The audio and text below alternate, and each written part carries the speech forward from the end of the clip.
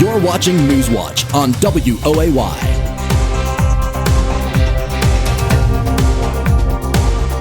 As the winter finally starts to dampen in our area, will spring bring us those sunny and warm days, or will we continue to face those cooler temperatures? The StormWatch 4 weather team looks towards the spring season to give you what you need to know for this upcoming season. Howdy, y'all. With the winter ending next month, let's take a look into spring 2025 and what pattern drivers are going to be present. First, we're going to have a neutral Enzo for the spring season. We'll have a positive tropical northern hemisphere analogs and hemisphere sea surface temperature anomalies as well. The west phase of the QBO is another detail, and then we have a weak positive east Atlantic pattern that will all be affecting our spring weather. But with those details, I bring on Chief Meteorologist Chad Merrill. Yes, and the Climate Prediction Center did declare La Nina in existence. But folks, guess what? La Nina is actually going to be fading. These sea surface temperature anomalies right here along the equatorial Pacific are going to be warming up a bit. So La Nina will be history by mid-April to the early part of May.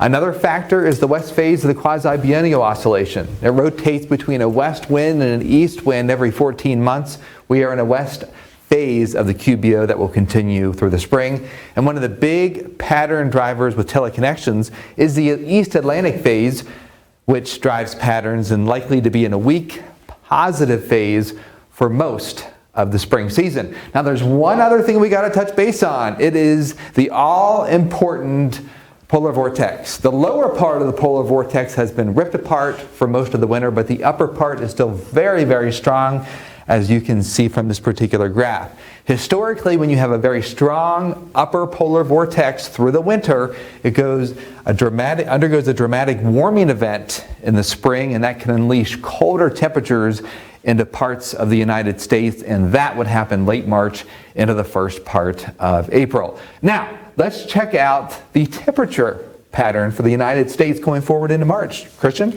Well, y'all, we're going to be cooler than average in March. Not a welcome sight for most. The only place that's going to be actually warmer is going to be the South Plains, Texas, Oklahoma, and New Mexico. The west and southeastern coast are going to be near average. In April, we're going to be in that near average range, just barely warmer up in the northeast and the South Plains again, cooler in the northwest as that cold shifts on over towards the west coast.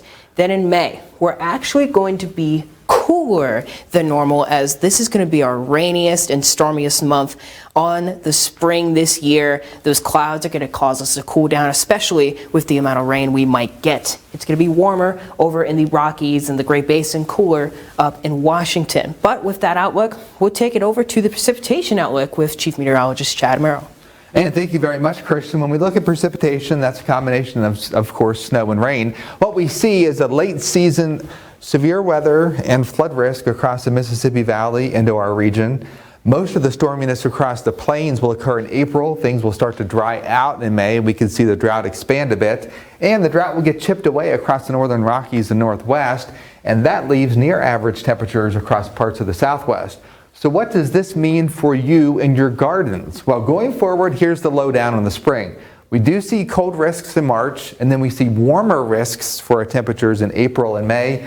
May will likely be our wettest and stormiest month, and overall, because of the snowpack we've had and the prospect for at least near average precipitation in certain areas that we'll touch base on in a little bit, we do see a lower brush fire risk going forward into the spring season. We will have a more detailed outlook for our region, specifically temperatures, snowfall, and precipitation on the website, so we will share that link with you on social media. For meteorologist Christian Boatler, Chief Meteorologist Chad Merrill, this is your spring weather outlook here on WOAY.